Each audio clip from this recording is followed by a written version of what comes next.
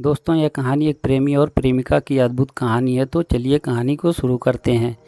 प्रेमिका का नाम संध्या है। थिएटर से बाहर निकलते ही संध्या की नज़र बाहर खड़े अजय पर पड़ी और वह उसे देखती ही रह गई। कितने दिन बाद देखा था उसने अजय को। उसकी अनुपस्थिति की टीस फिर मचलने लगी। उसके मन में ना तो नफरत का भाव आया और ना ही कठोरता का। सारा आक्रोश बर्फ की सिल्ली हो गया और जोर से चिल्ला उठी, अजय तुम यहाँ कैसे? ज़रूर तुमने मुझसे मिलने आए होंगे। मैं जानती थी कि तुम मेरे पास ज़रूर आओगे। तुमने मेरे शो के बारे में पता किया होगा। संध्या एक सांस में बोलती चली गई। अजय अवाक सा उसको देख रहा था। तुम आज भी बिल्कुल नहीं बदली संध्या। वही बेचैनी, वही बड़बड़ और खुद की उल्लास की तस्वीर बनाकर रंग भर देना। अब संध्या ने बगैर समय गंवाते अजय का हाथ पकड़ लिया और शिकायती लफ्ज़ों में बोली, इतनी देर क्यों लगा दी? कहाँ थे अब तक? कहकर खुद ही इस प्रश्न का संभावित उत्तर तलाशने लगी। चलो घर चलें, अब तुम आ गए हो तो मैं सब कुछ भूल जाऊंगी। अजय भी निरुत्तर सा खिंचता चला गया। गाड़ी की पिछली सीट पर बैठते ही संध्या ने ड्राइवर से चलने को कहा। पूरे रास्ते संध्या अकेली ही बोलती रही और अजय चुपचाप बैठा रहा। वह जानता था कि अगर उसने एक बार भी बोलने से रोका तो वह रूठ जाएगी, फिर उसे संभालना मुश्किल होगा। अजय, तुम कुछ बोलते क्यों नहीं? तुम मौका दोगी तब तो बोलूँगा ना। अजय ने गंभीर मुद्रा में उपहास किया। अरे मैं भी ना पूरी तरह ही पागल हूँ। हाँ वो तो हो। क्या कहा? नहीं, मैं मजाक कर रहा था। अजय, तुमने मुझे मिस तो किया होगा ना? कहते हुए वह अजय के और करीब आ गई। उसके कंधे पर सिर रखकर ठंडी सांस ली और एक साथ बिताए अतरंग पलों की गर्माहट को महसूस किया।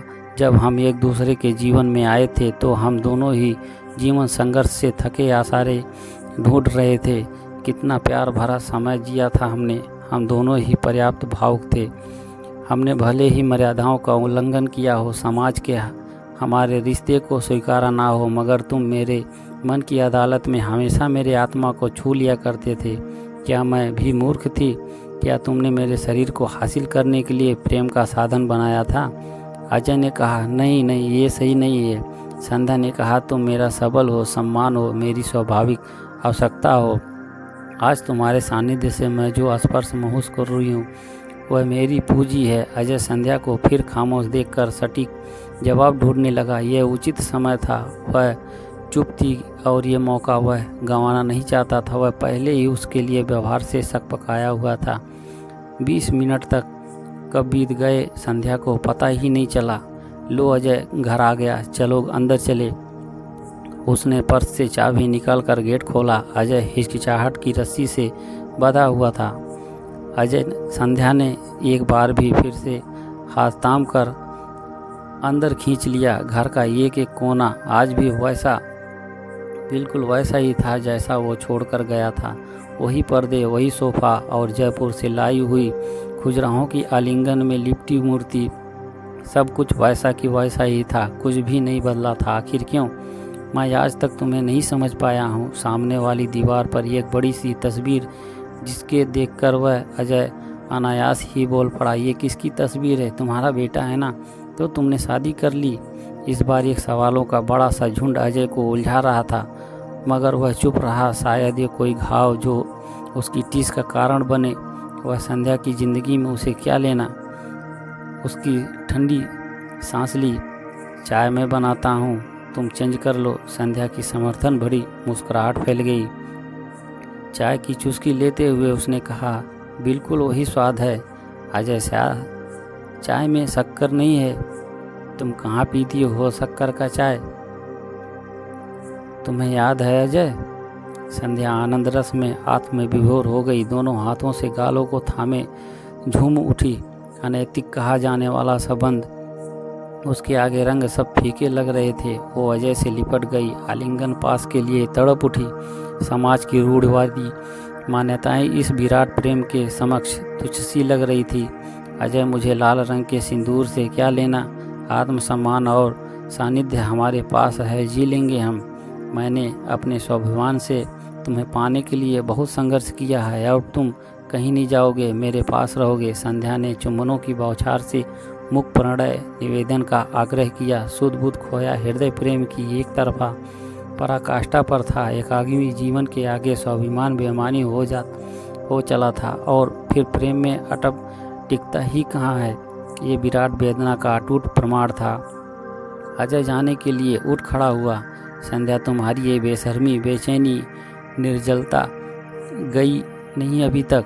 लाज औरत का गहना होती है। आज तुम पर लाज आ रही है। प्रेम और संबंधों की पहल एक औरत की तरफ से अशोभनीय है। सुलभता के लिए मिलने वाली कोई भी चीज़ कोई मोल नहीं होता। तुम में एक और बाजारू औरत में क्या फ़र्क है। छी, इतनी काम वासना, ये प्रेम है या हवस। इसकी वजह थी कि हमारा रिश्ता लंबा नहीं चला। मैं जा रहा हूँ। मन में कड़वाहट लिए वो उठ खड़ा हुआ। नहीं अजय, तुम कहीं नहीं जा सकते। तुम अब मेरे पास ही रहोगे। मेरा अंतःकरण तुम्हारे बिना ध्वस्त हो चुका है। मुझे तुम्हारी ज़रूरत है। अजय, मत जाओ, जिद मत करो। संध्या। अजय ने जाते जाते फिर उस तस्वीर को रुक कर देखा, एक बेचैनी के साथ कि कुछ सवाल अधूरे ही रह गए। अजय चला गया।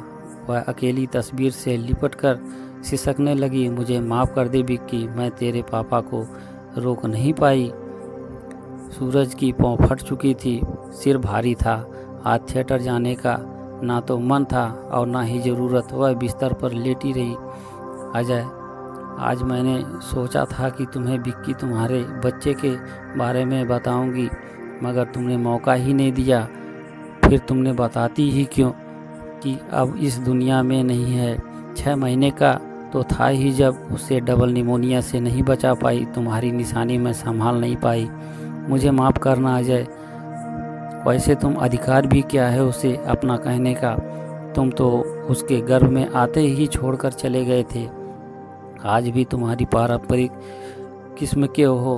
क्या भावनाएं व्यक्त करना पुरुषों का अधिकार है और औरत के लिए गुनाह।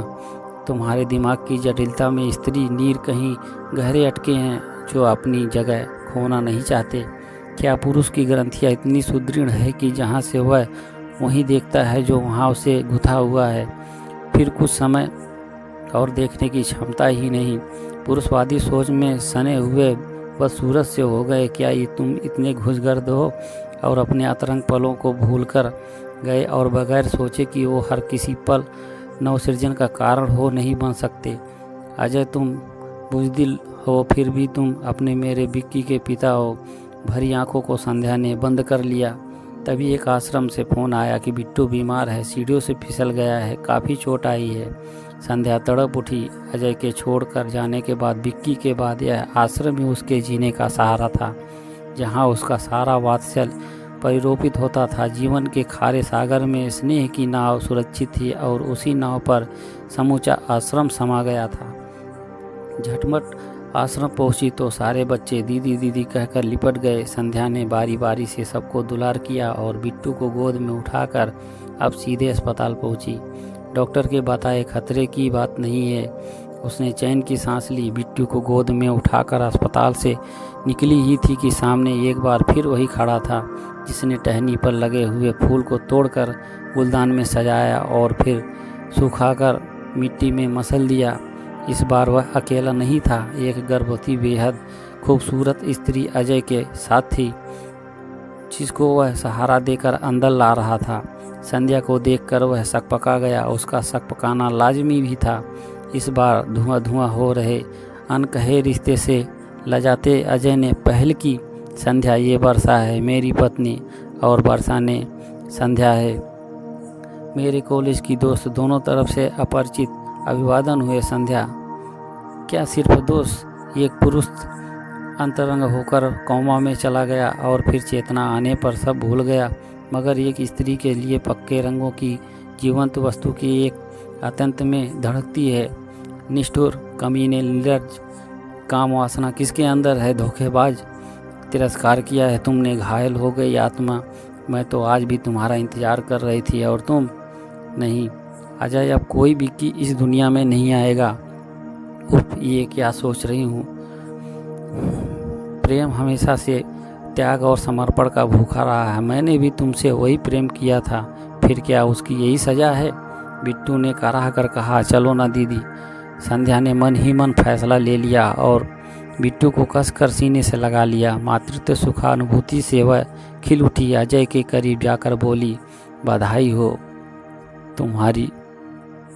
नहीं, इतना कहकर वह रोते हुए संध्या वहाँ से चली गई और अपने दिल पर पत्थर रखकर आश्रम चली गई। वह अब वहीं सभी बच्चों के साथ रहने लगी और आश्रम में ही रहने का निश्चय कर लिया। दोस्तों, कहानी अच्छी लगी हो तो हमारे YouTube चैनल को लाइक और सब्सक्राइब करना ना भूलें, ताकि आपको ऐसी सारी कहानियाँ सुनने को मिलती रहें। और बेल आइकन को दबाना ना भूलें। हमारे YouTube चैनल को आपका प्यार और दुलार आशीर्वाद बनाए रखें। धन्यवाद।